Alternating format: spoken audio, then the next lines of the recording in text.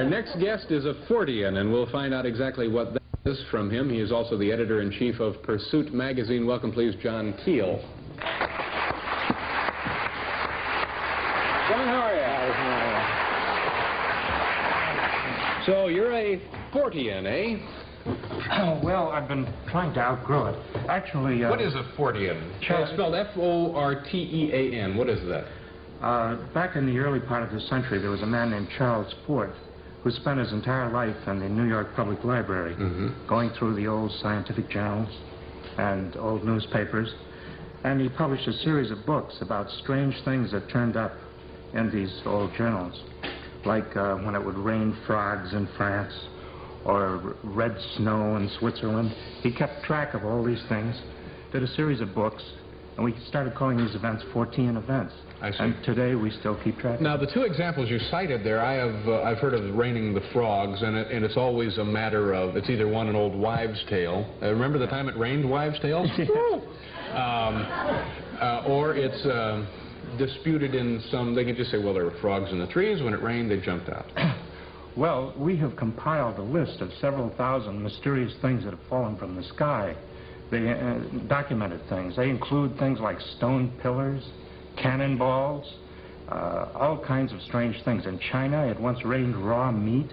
No, and no. There's no explanation. When in China did it rain raw meat? Well, quite a while ago. It was in the 19th century. Now, how is it that all the unexplained things took place in the 19th century or before? They're still taking place. Give me a recent unexplained thing, other than Amazing Al. Every January and February, here in the Northeast, we have what we call skyquakes. They get into the papers sometimes. Now, recently, they've been blaming the Concorde for this. But this has been going on. We've been keeping track of this since about 1840. What is a skyquake? It's an explosion in the sky. We have no explanation for it. We've got a lot of pseudo-explanations. Well, how do we know when we hear one or see one? Because it's like when a jet plane passes over at, Mach 2. It's like breaking the sound barrier. It's an explosion that sometimes shatters windows, and so on. And this has been going on in Connecticut, for example. The Indians had legends about this going way back.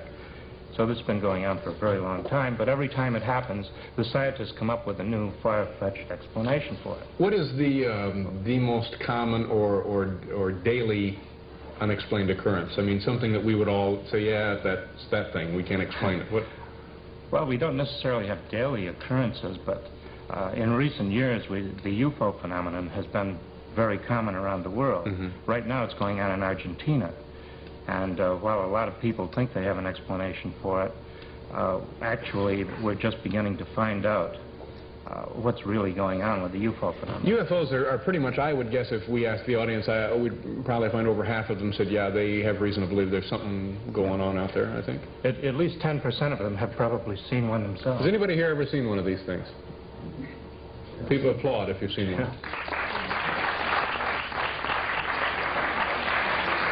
And how many of you think there may be something visiting us?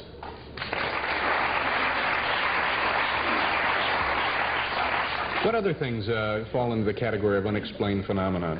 Well, we have mysterious animals that turn up all over the world. Like what? Here in the United States, every year or two, we have kangaroos jumping around Illinois, Connecticut, various parts of the United States. We know there are no kangaroos here. The police go out and chase them, shoot at them. They disappear. We never... So what is your theory? Where do you think they're coming from? The same place that the dinosaurs are coming from, because we have dinosaurs turning up every couple of years. About 10 years ago in Italy, the Italian army turned out to chase a dinosaur in the mountains of northern Italy. And they leave dinosaur footprints, and that's the end of them. They can't find where they've been, where they've gone. We've got better monsters than that. We've got our sea serpents, which... We have several lakes in the United States that have sea serpents, not just Loch Ness. Where is a serpent in this country? Lake Champlain in New York State. Really? What is up there? Henry Hudson, who was the first to go up there, reported seeing, Henry Hudson and his crew saw a sea serpent in Lake Champlain, and every year somebody sees it up there. And nobody has yet organized an expedition to go up there and really look into it. Well, let's drive up there. All right, we'll go up there next week. We'll take the Italian army with us. We'll get those boys. And have we ever photographed a sea serpent? Well, the one in Loch Ness has been photographed any number of times. Yeah. Now, movies have been made of it. And the movies have been examined by the RAF and other specialists, and they're obviously some kind of large animal that's living in Loch Ness. Now, this, what do we have here? This is a plaster cast of a Bigfoot print. Now, you've all heard of the abominable snowman in the Himalayas. We have in the United States, we have a creature that's variously called Sasquatch or Bigfoot. And he's found not just in Washington and Oregon, but he's found all over the United States, especially in the Mississippi Valley, and even in New Jersey. We have quite a lot of reports out of New Jersey, and that's where this footprint comes from. This is to you from Uncle Lou and Bob. That's what it says here. There are two Forteans in New Jersey. Now, this is an authentic footprint. Did you make the cast? No, they did. They're well-known Forteans. Bob is an airlines pilot, and Uncle Lou is a dental surgeon in New Jersey, and they're very active. I don't know why that's funny. It just sounds funny. Dental surgeons make good casts. How big would this guy be based on this foot? He would be about 800 pounds, probably 8 or 9 feet tall. And that's what the witnesses are always describing, incredible as it is. And in, of course, the Himalayas, the abominable snowman. Now that, I think, we believe in, or at least I do. To me, it seems like, sure, it's possible that something left over that survived the Ice Age or didn't survive it or something, you know, that there may be a missing link and so on and so forth. Some of this other stuff, like the red snow. What was the red snow? Well, the usual scientific explanation for that is that the sands of the Sahara are somehow drawn into clouds and drop in Switzerland. Now, I can believe that. Except there are no red sands in the Sahara Desert. And I've spent part of my life on the Sahara. What if the sand went up and was somehow oxidized and turned red? Isn't that a possibility? Well, they've made various chemical analysis of this kind of snow. We've had black snow, too. Yellow snow, I'm familiar with that. I think we were all waiting for that one, weren't we? Yes. We just don't know what really causes this phenomenon. The sand explanation doesn't work. Is there one in particular that keeps you awake at night, that just gnaws at you? Well, there's some frightening things going on, yeah. Like what? What are we scared of here? The animal mutilations that have been going on around the country, especially out west in recent years. But they're also going on in Brazil and France and Australia and Switzerland, Sweden. And these are not pranks or sick jokes? Thousands of animals have been slaughtered now by some mysterious group. They drain all the blood from the animals. And they also perform expert operations on the animals, removing certain organs. And veterinarians who have examined these animals say they can't duplicate the operations. That's amazing. I would also like to know why cab drivers in this city don't speak English, but we'll never figure that one out. We have to pause. Mr. John Keel, accordion, ladies and gentlemen. Edwin Newman will be with us.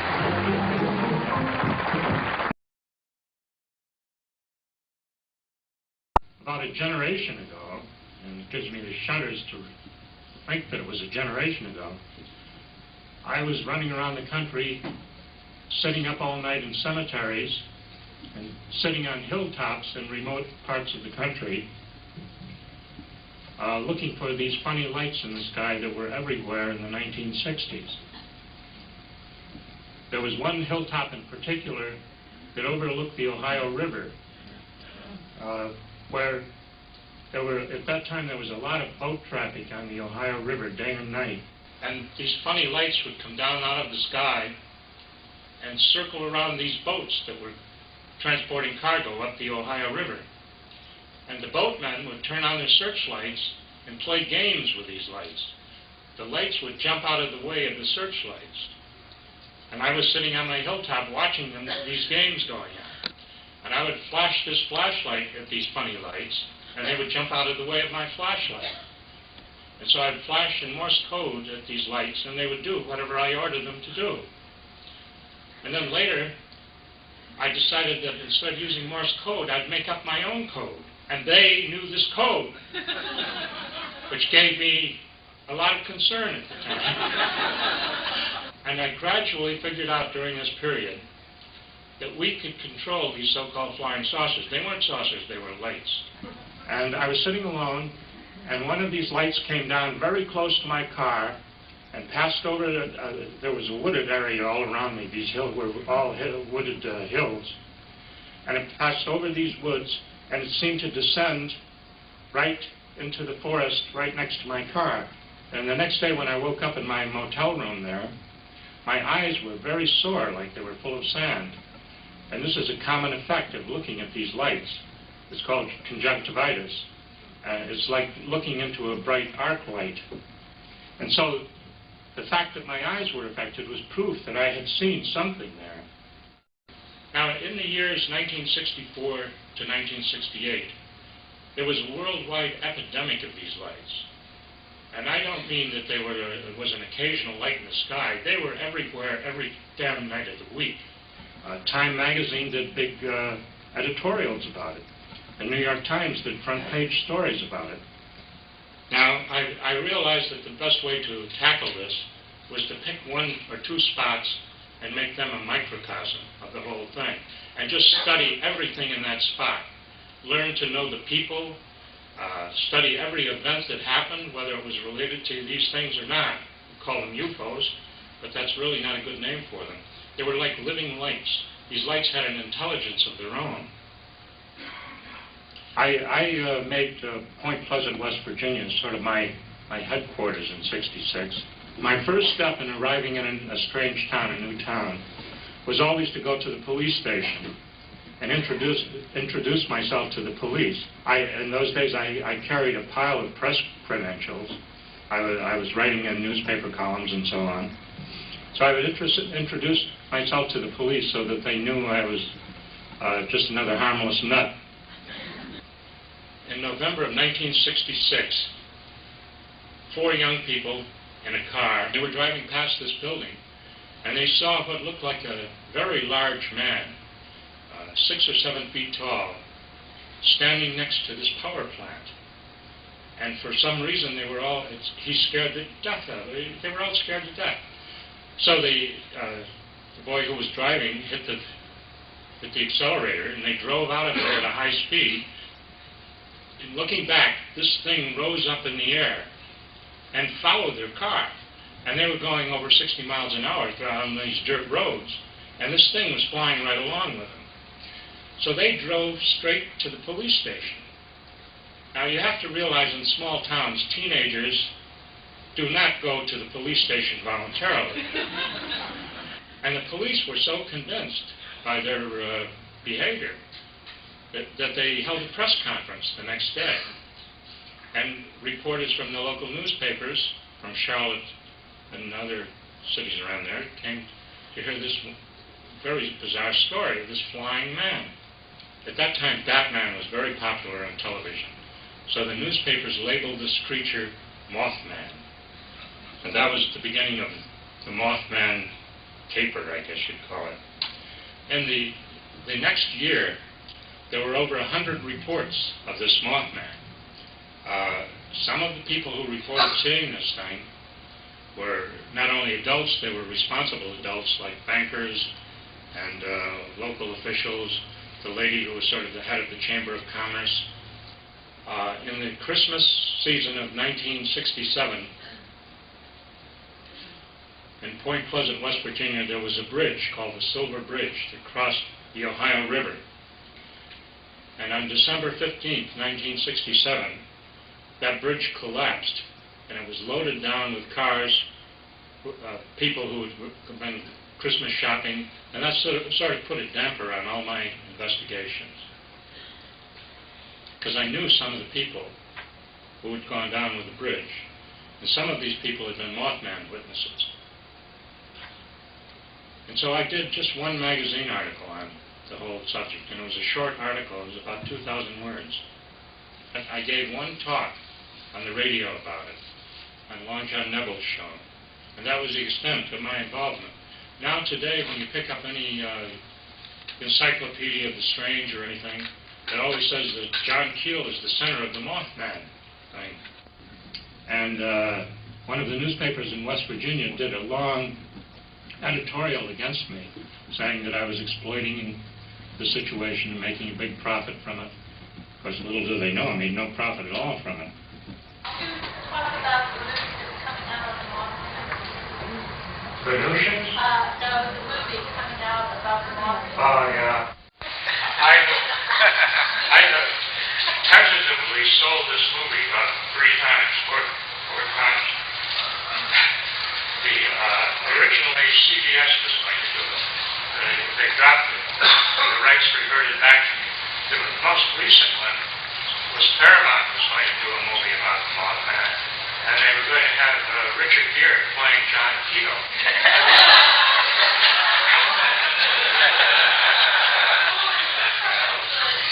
But he's too old and ugly. I'd rather have Brad Pitt play. One more question. I have a question. Yeah. You had said that, just getting back to the UFOs, that they're hallucinatory in nature. That's your belief. Do you think that all UFO sightings are hallucinatory, or do you discriminate between some are hallucinatory and there are some that you would give credence to? No, I've seen a lot of these things myself. The UFOs seem to be a form of energy rather than a mechanical object. And that's why we have all of these injuries. People burn by them and all. It's energy that they're putting out. And I don't think they're mechanical objects. And I decided that years ago. And after having some pretty close sightings of my own, they seem to be masses of energy that have an intelligence of their own. And a lot of witnesses also remark on that. They said, you know, I think that thing was alive. I've heard that phrase over and over again from witnesses. I do not think they're machines. Do you think that they're from this energy field? They're from this planet and this energy field, yeah. And I also think if there were people on Mars or Venus or anywhere else, they'd be seeing UFOs too. And they'd be wondering about them. But I think they're definitely related to the human race. If we didn't exist, the UFOs wouldn't exist. It's like when a tree falls, you know, the whole...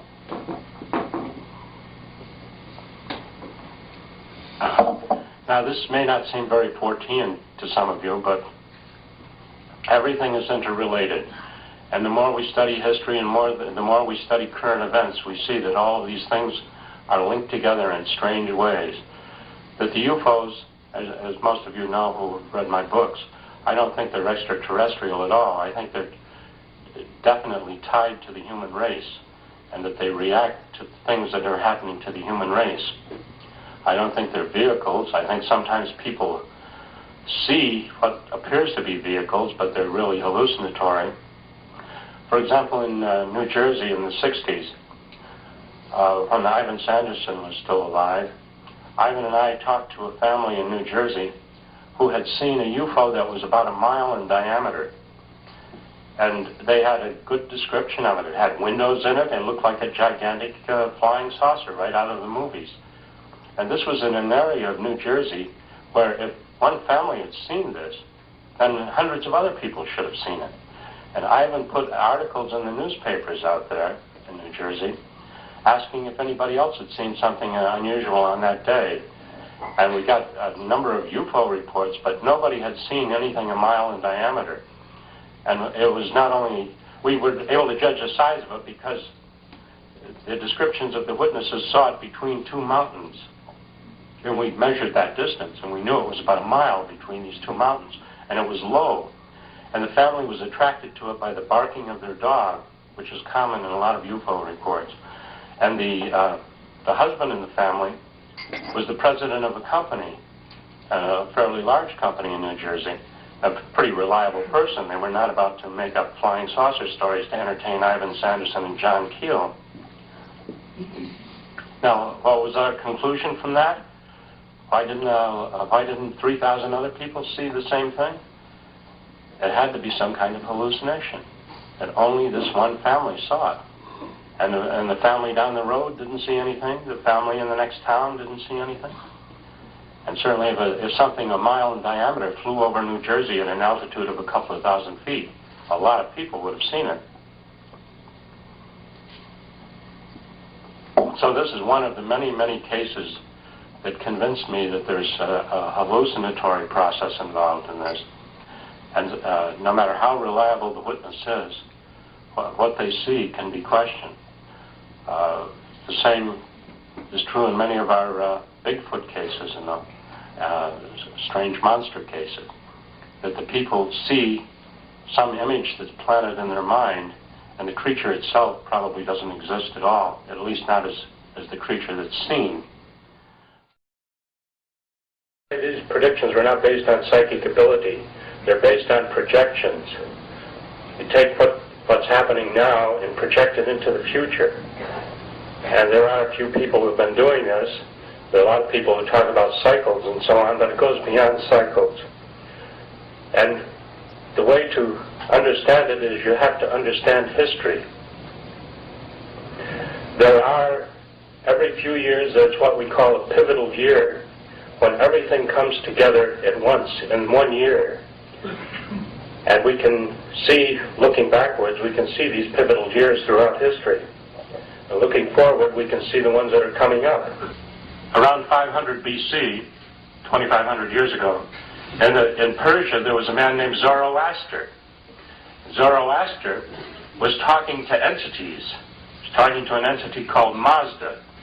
Then he came up with the concept of devils and angels, which of course became the foundation for the Jewish and Christian religions. In that century, philosophy and religion all over the world changed. And yet the people in Persia had no idea that it was happening in China. People in China had no idea it was happening in India. And it was a new age. So we can say that century was a pivotal century. But the year that most people know about was 1848, which was a major pivotal year for the entire world on every level. In England, there was a fellow named Karl Marx who came up with an idea that he called communism. There were more than 50 revolutions around the world that year. There were scores of assassinations, political assassinations. In the United States, here in New York State, a couple of young girls started hearing rappings in their walls of their little house that they lived in. And they were the Fox sisters. And they founded spiritualism that year. And that was a major event in the 19th century. Spiritualism gripped the entire country for many years. There were many other pivotal years, and you've lived through a couple of them. Now, 1968 was a major pivotal year, and there again, the books are still appearing on it. We not only had political assassinations in 1968, but there was a revolution in France. There were all kinds of upheavals all over the world. The war in Vietnam, of course, got mired down.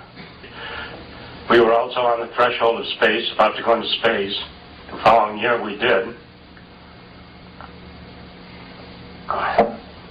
Also, in 1968, we had a major flying saucer wave. There are literally hundreds of books on that flying saucer wave. People in every state wrote books about just the sightings in their own state.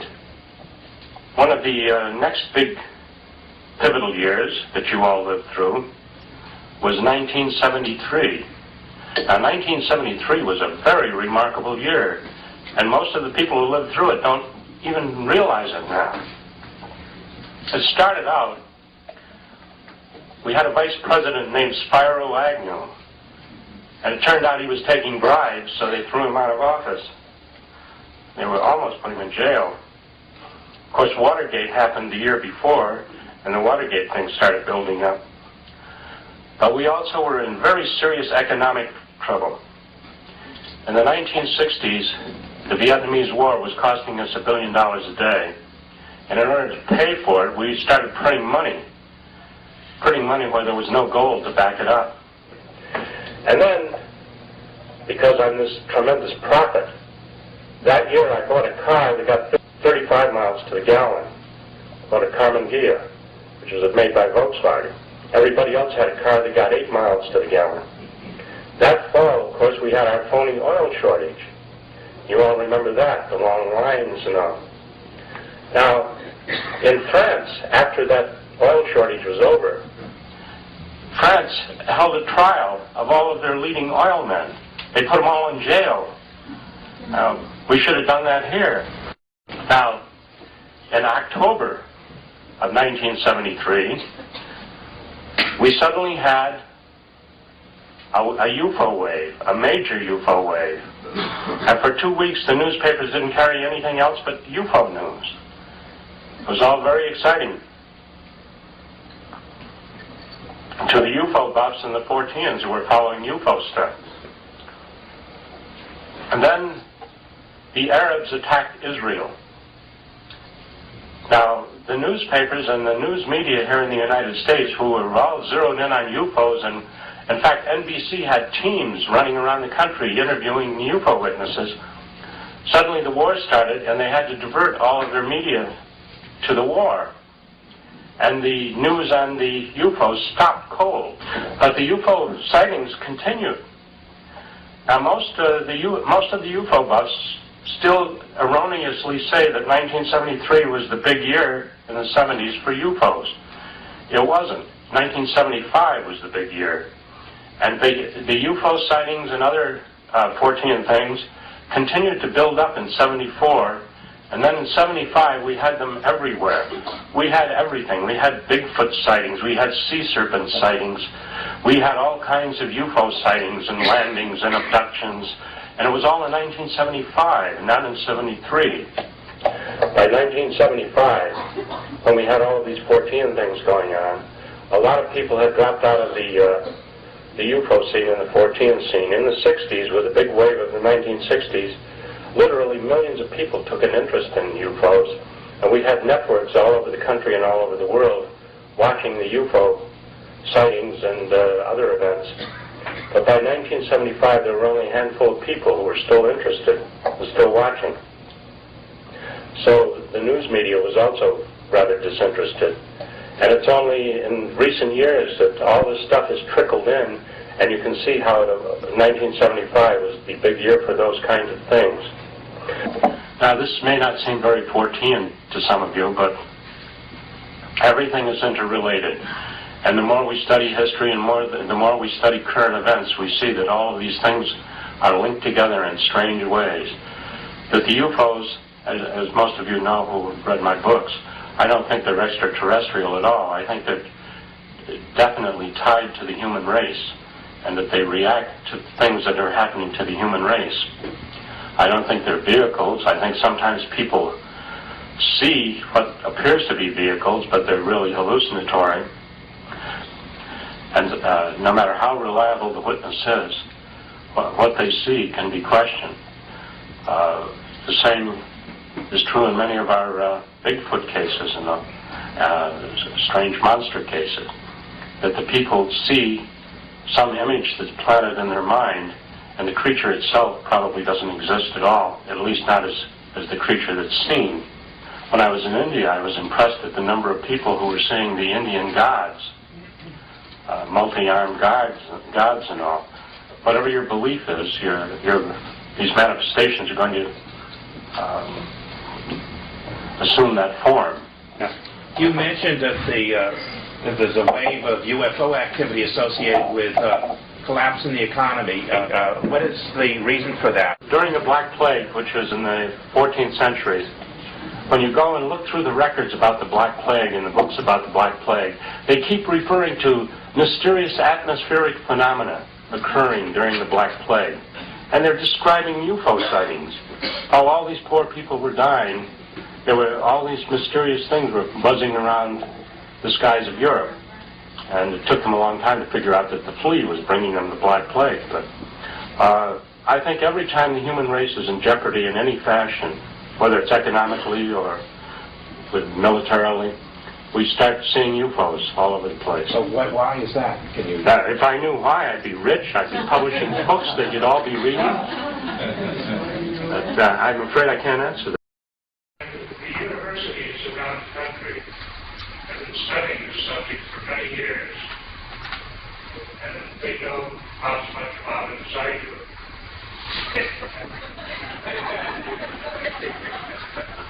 The subject is called cosmology, which shit.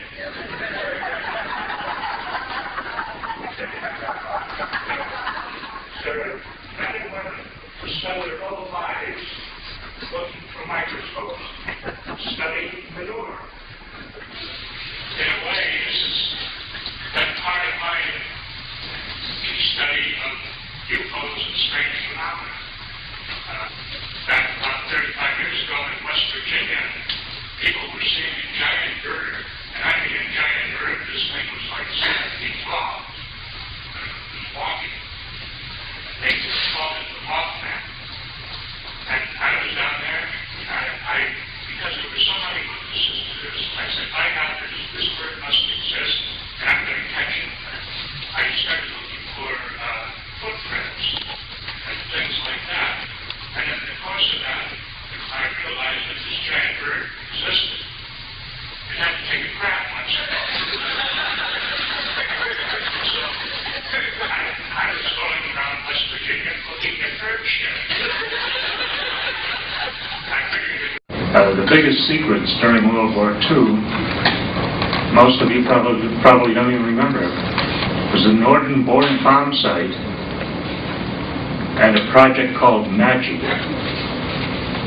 Now, MAGIC has been the subject of God knows how many movies, novels, documentaries, and does anybody here know what MAGIC was about? Yeah. It was the code breaking, yes. And the people who worked on that, when they were taken into the project, they were told simply, if you mention this even to your wife, we'll shoot you. It was that secret. The Norden bomb site enabled airplanes at 30,000 feet to drop a bomb down a smokestack. In the pre-computer days, it was a computer. Now, everybody thinks that the atomic bomb was the biggest secret, and it wasn't. A lot of people knew about it. One of the great legends of the science fiction world is that in 1944, a science fiction magazine came out with a story that gave all the details of the atom bomb. And the story went on that the FBI rushed around to all the newsstands and bought up all the copies of this magazine. Well, if they did that, then a copy of that magazine would be worth $100,000 today if you could find one, right? So get out your wallets.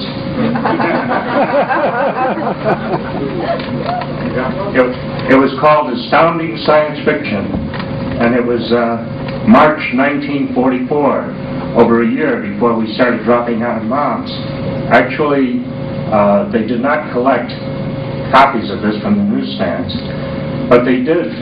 After about 2 weeks after the magazine came out on the newsstands, the author of this article, story, heard a knock on his door, and it was the FBI. And they came and they said, where the hell did you get all this information? And he showed them. He had science magazines and so on, and he had put it together from stuff that had been published in obscure scientific journals and journals for physicists and things. In the 1940s, the late 1940s, 1945, the Japanese didn't have an atom bomb. So they came up with something that only the Japanese could have thought of. First of all, they discovered the jet stream. The Japanese made up balloons out of paper. And they made up these 30-foot balloons. And they had all of the teenagers and children of Japan working, making these balloons. And they launched 10,000 of them against the United States from Japan. And they were armed with bombs. And the idea was that they would fly across the Pacific on the jet stream, and they would drop their bombs on the United States. Well, these balloons were called Fugo balloons, which means fire balloons. And some of these bombs actually did reach the United States. And that's a whole other story. There are books devoted to that, written by aviation historians. When the war ended, and we discovered, well, we knew the Japanese were sending over the balloons, and just a year ago, the New York Times revealed the Japanese ultimate plan was to put diseases in these balloons, like anthrax, and send that to the United States. But they never got that far. curious about, since the Pluto balloon, since it was so secret, the government didn't make any statement, how did they manage to keep it secret when they were found, when they actually... Because, as I say, the FBI or the Army would go into where the balloon was found, and they would tell everybody, listen, we don't want the Japanese to know that this reached us. And there are books filled with pictures of all this. There are many books on this. Undoubtedly, a lot of these balloons caused some of the flying saucer sightings because they were reflective, so that they would reflect the heat of the sun. If they didn't, they would go too high and they'd explode. I've been a government consultant off and on all my life. When I was 23 years old, I was working for the Department of Army in a radio station. In the early 1970s, I took a job with HEW. The first thing that baffled me was why did it, and this is 25 years ago, why everything cost twice as much for the government. If the government was, say, buying a rubber stamp that cost you 50 cents, the government would pay $5 for the same rubber stamp. And I found out very quickly why. It cost the government so much because the government is so slow in paying. If the government buys toilet seats from a manufacturer, it takes them a year or 2 years to pay the manufacturer. And meanwhile, he's got to meet his expenses. So he charges them, instead of charging them $4.95 for a toilet seat, he charges them $500 for a toilet seat.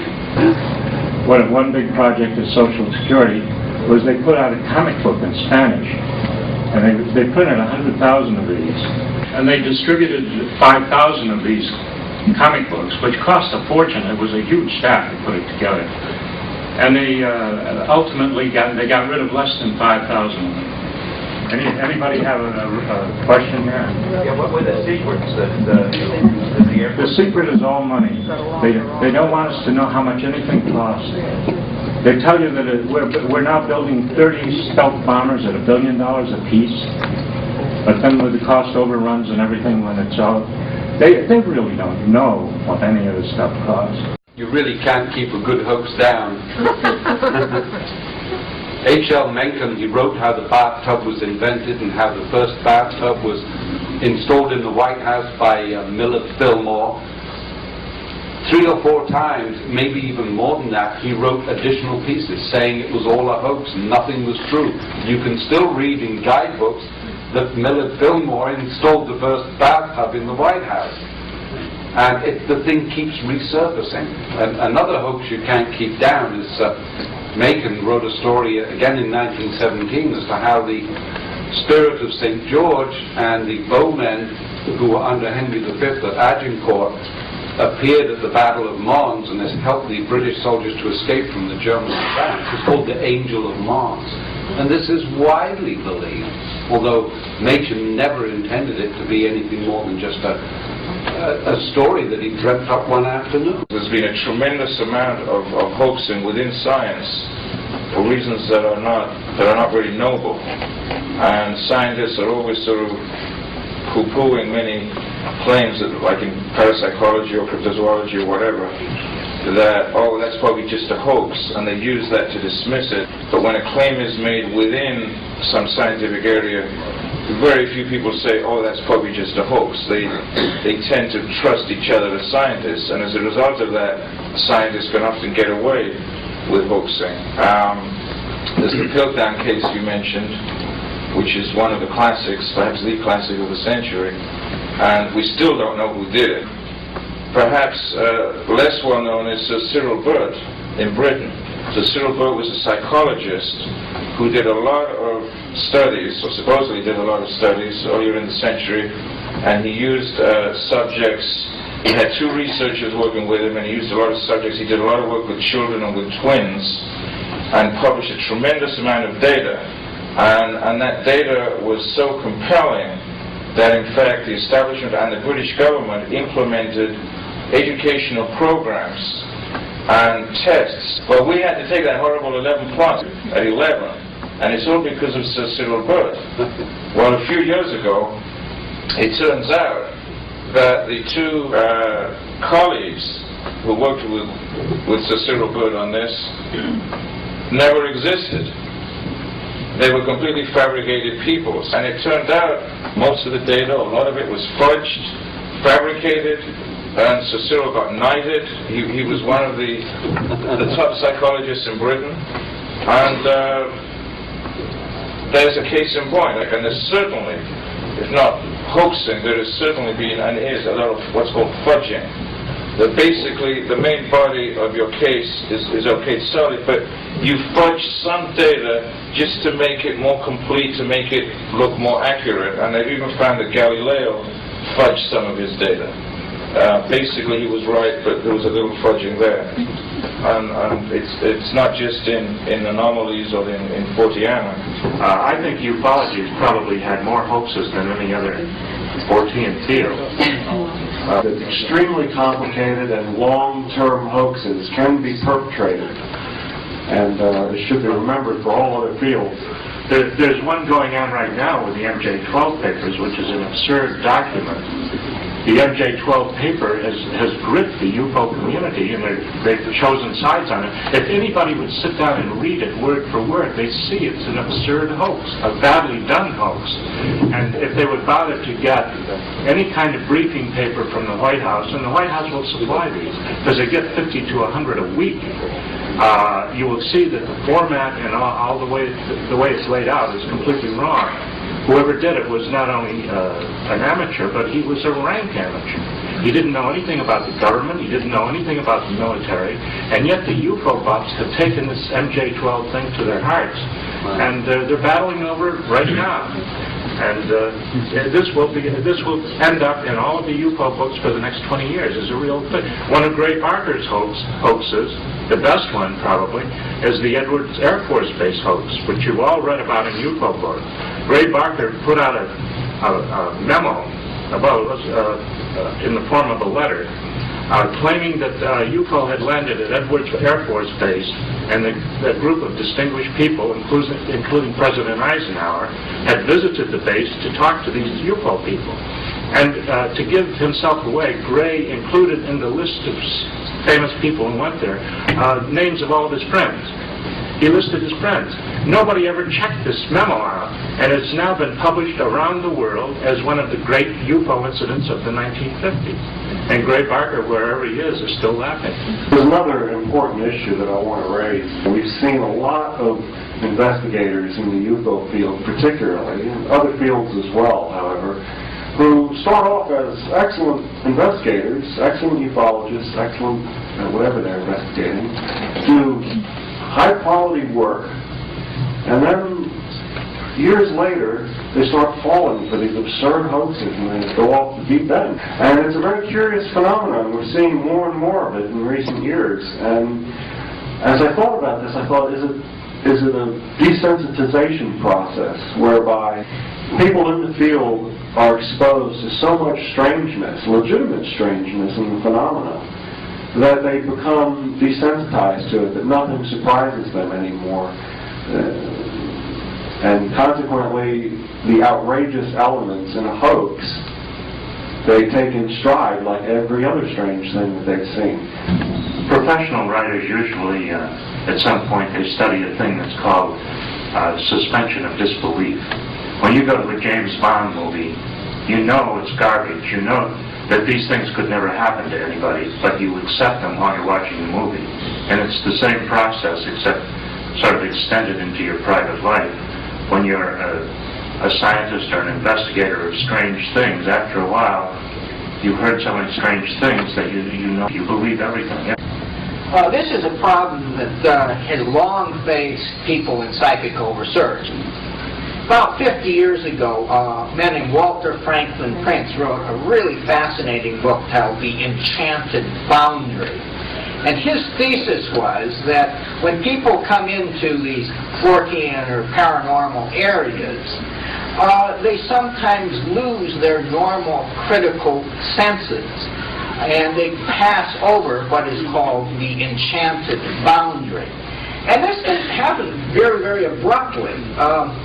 There's a very skeptical investigator named Eric Dingwall, who later became a member of PSYCOP. One of the most celebrated mediumistic cases in psychical research is that of Marjorie.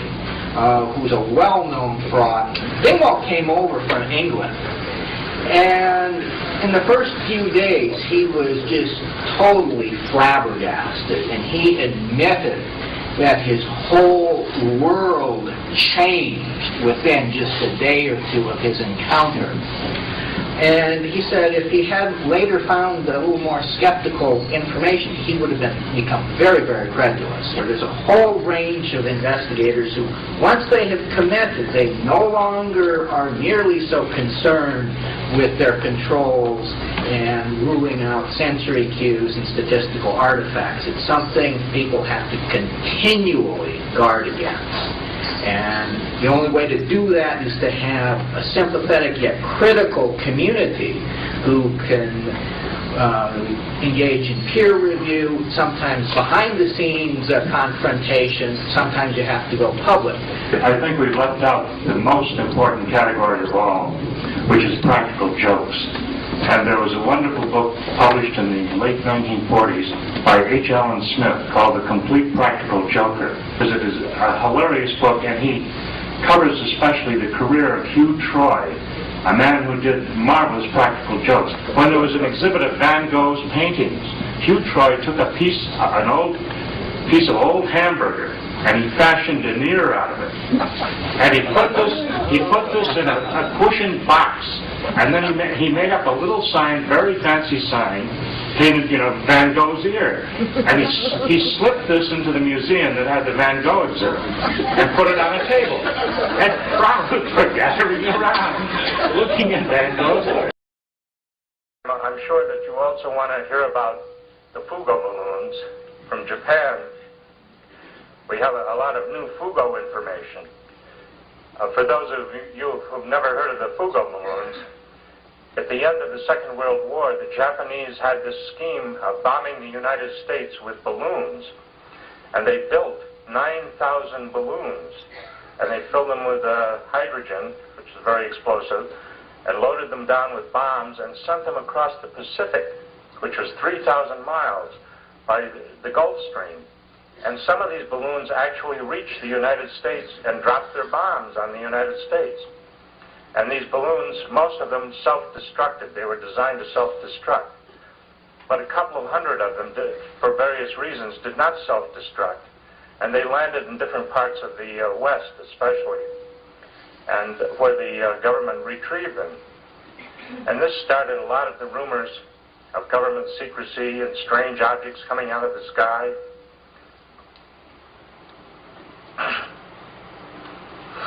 And the Japanese call these balloons Fugo balloons. And as I've pointed out before and in some articles, it's very likely that what was found at Roswell, New Mexico, was the remains of a Fugo balloon. There are 7 museums in the United States that have a display of Fugo balloons. The Smithsonian had a fully rigged Fugo balloon on display for some years. And some of the museums in Oregon and Washington have Fugo balloon material on display. So anyone who reads the books on Roswell, if you're really interested in it, you can go to one of these museums and see the kind of material that was found at Roswell, because it fits the description of the Roswell witnesses exactly. Only at Roswell did they think that it was something else.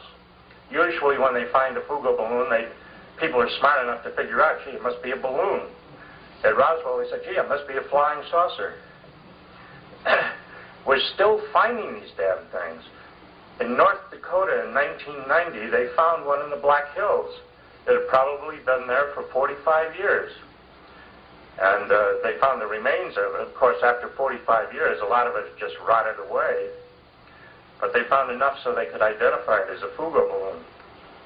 In 1990, the Japanese television network sent a camera team to the United States, and they toured the United States. And they interviewed all the Fugo balloon witnesses who were still alive. There were a lot of them.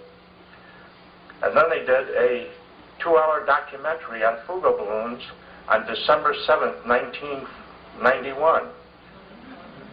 And their approach was, gee, we're sorry we did this.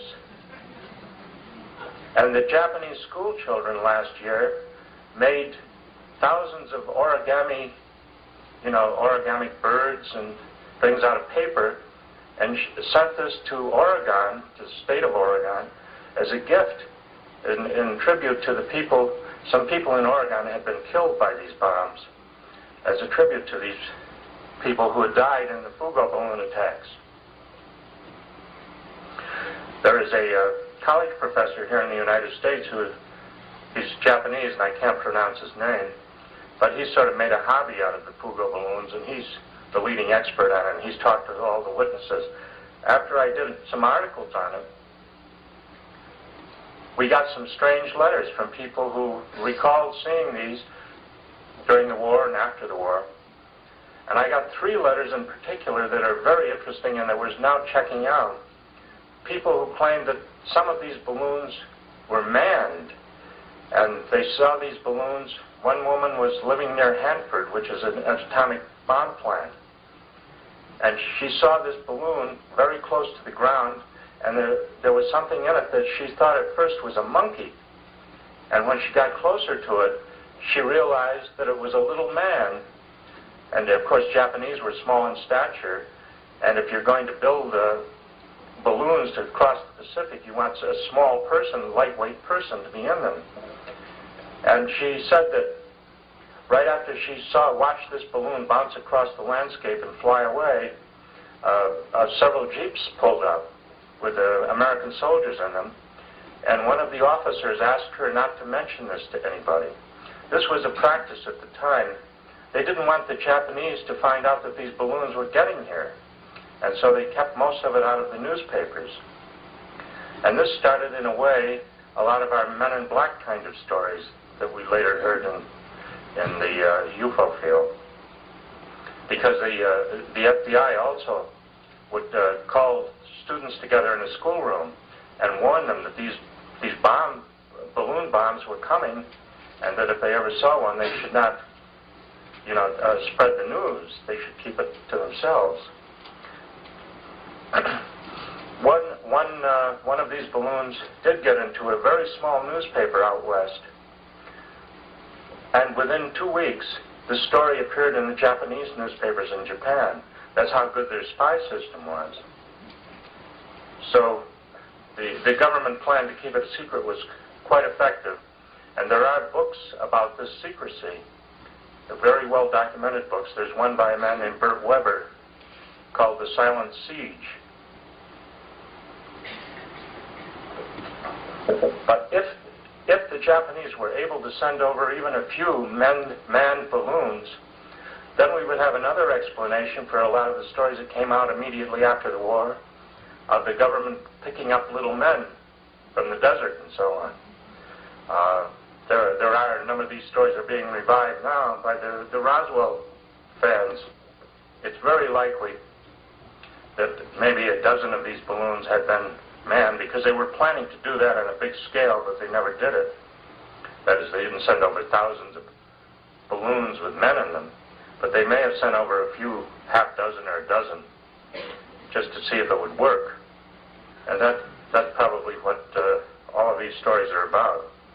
We know that there was one crash saucer story from Mexico that was a Fugo balloon story, but at the time nobody knew about Fugo balloons, and the American Army went into Mexico and carried out the remains of the Fugo balloon. And the story appears in Frank Scully's book, which was published in 1950. I went to New York when I was 17, and within a very short time I was editor of a poetry magazine, and also at that time television was just starting up. One of the first stations was WABD, and it was in the old Wanamaker building, which was a department store. And in the basement of the department store, they set up a very primitive television station, and everybody there in the station worked for nothing or very close to it, because television was very primitive and only a handful of people had TV sets. Well, I used to hang around there, and I was working on a newspaper, and I would hang around there in my spare time and watch how everything was going. and they finally started paying me $4 a week. That was big salary in television.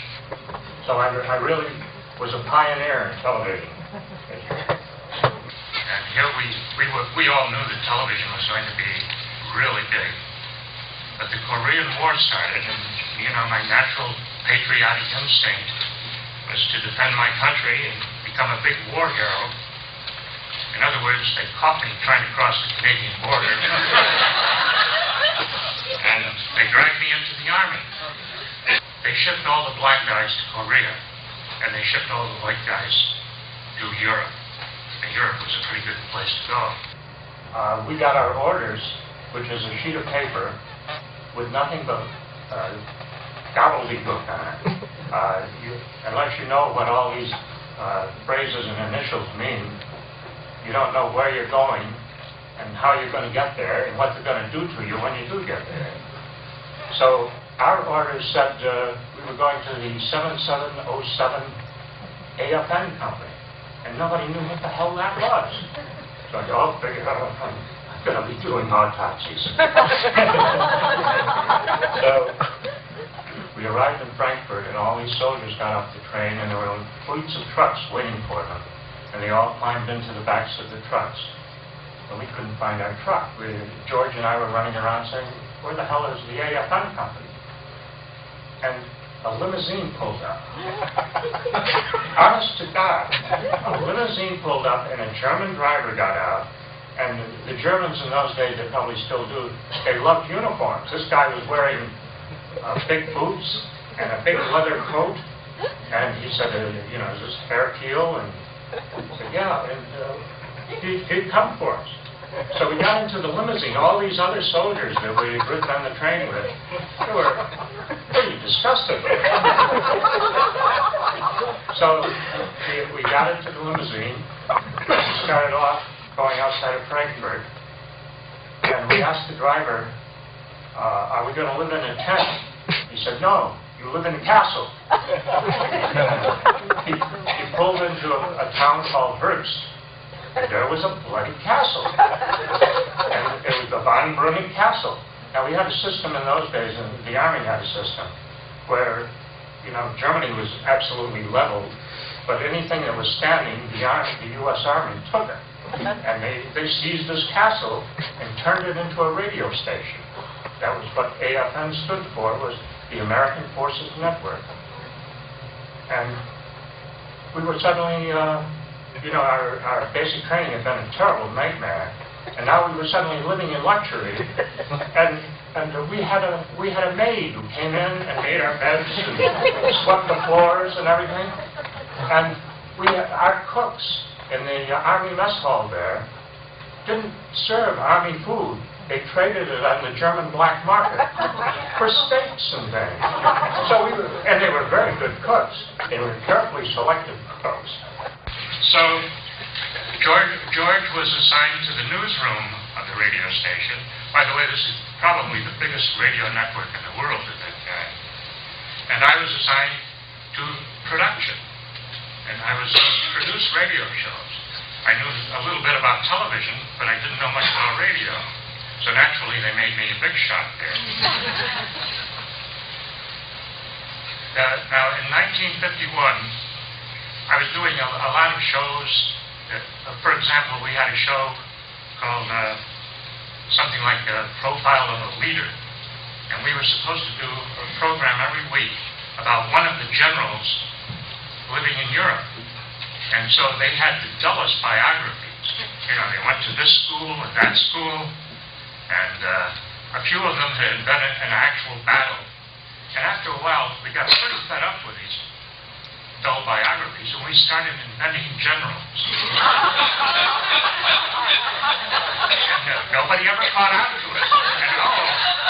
And from then on, every week you heard machine guns going, and the general saved his whole command. And nobody ever questioned it. And this station was heard all over Europe, and including England. When my 2 years in the Army was up, I had a big debate with myself. By this time, I had a German girlfriend. Incidentally, because of the war, most of the young men our ages had been killed, German men had been killed in the war. And so there were like 35 or 40 girls our age to every German man. So the German girls had a problem. And we didn't.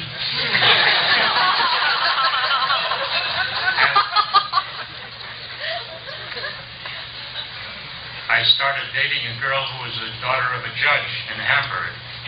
And of course, nobody in Germany at that time had been a Nazi. But you couldn't be a judge in Germany during the war years unless you were a Nazi. So I decided to take my discharge in Europe. And they offered me a civilian job with the radio station. Now I was really a big shot. I was a suit. And so I got out of the Army in Frankfurt. At that time in the United States, people were earning something like $40, $50 a week. And there I was getting $200 a week. Wow. And yeah, there was quite a difference. And I was gaining power all the time. They couldn't do without me. But after a year of that, I had been in Germany 3 years. And Germany was then a very grim place. As I said, most of the cities were in ruins. And I decided, and this you can only do this when you're 22 years old and make this kind of stupid decision. I decided to quit. And I said, I'm going back to Egypt. Because when I was in Egypt, I felt this strange kinship. Most people feel this when they go to Egypt. They feel that we have a link with ancient Egypt, not that the modern Egyptians are birds. And so I went back, and I had all the press credentials in the world. And I interviewed Gamal Nasser like 4 times. He was then president of Egypt. And I went to many of the pyramids. I got lost in the desert and all. And of course, I didn't have much money. And I had an agent in New York who was supposed to sell my stories. But the problem was, he sold everything I wrote, but it would take a year to get the damn money. So there were many times when I was broke. But I had all these press credentials, so when money was getting thin, I would go, say, to the Aswan Dam or Luxor, and I'd check into the most expensive hotel. And because I had official Egyptian press cards, they would tear up the check when I left. And I rode on all the trains and things for free because I had these press cards. So I was turning into an expert freeloader. That was the secret, because in those days, the dollar was king. This movie is about 20 minutes long. It's very old and it's full of splices. And let's hope that it doesn't break anywhere. Knocking my head off.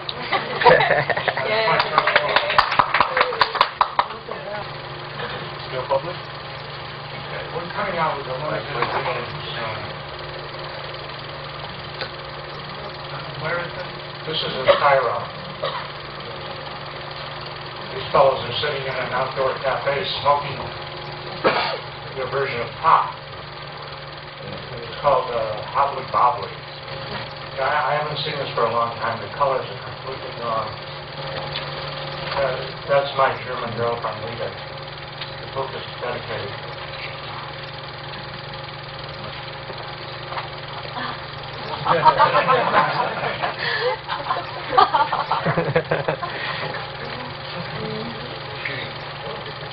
Trying to work a big circle on a camel on post. Now, behind the pyramid, there were 3 tiny pyramids. And nobody knows why. I mean, they didn't find anything.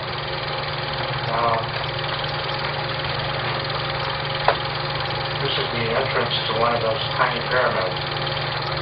And here comes our hero now.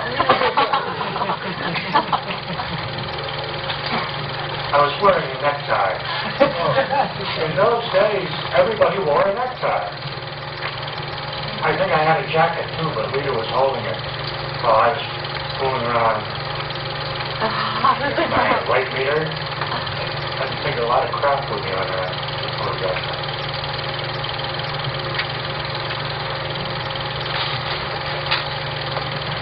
People must have spent years digging through those little pyramids, and then they didn't find anything.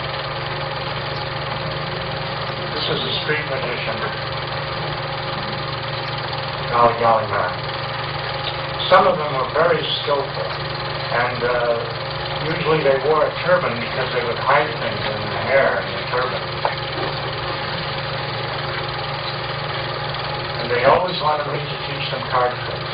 They had all these wonderful ancient tricks, and now they wanted to learn card tricks.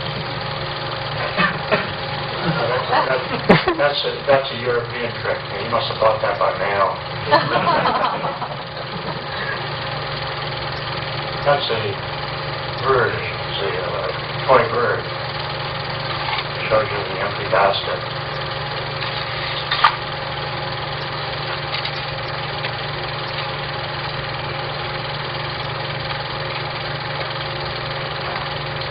He's a real showman, this guy.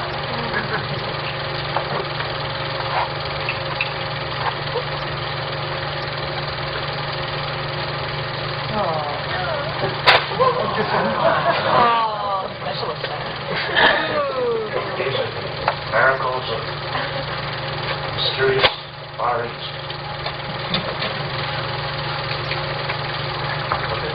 A tree has grown there. Pretty dumb trick. That's a world famous magic trick, the mango tree trick. This is a trick that's thousands of years old. And it was very hard to find anybody who could do real ancient tricks. Cups and balls.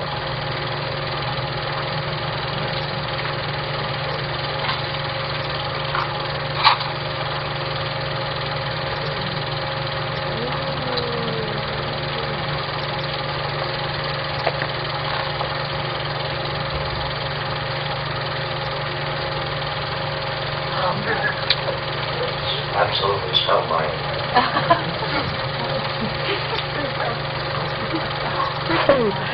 Oh, this is a snake charmer trick. If they think they've got a wealthy tourist watching them, they let the snake bite them. And then the tourist feels sorry for them and gives them big bucks. He let it bite him, see? They always did that to me. And I got a lot of snake charmers. I finally started telling them, please don't let it bite you. We're not going to give you any more money for that. I did that with the flute. The cobra, you shake the flute and the cobra is trying to strike at the flute. Cobras can't hear. Snakes can't hear. But that's all showmanship when you see a snake charmer doing that.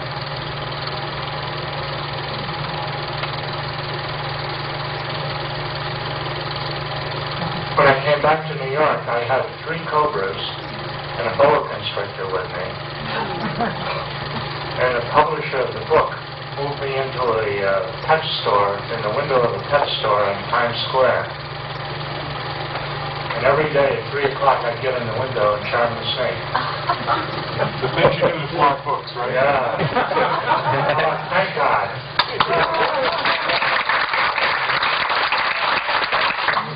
They have that certain time, but what about Lita? A story in itself. Lita and I were together for 7 years, and finally, I kept going away, traveling, and finally, I came back to New York and brought her over a few months later, and we did nothing but fight when we were in New York. And the 7-year relationship just fell apart. I watched Casablanca last night. It reminds me a lot. Lita and I have Cairo. Who wants it? Thank you very much.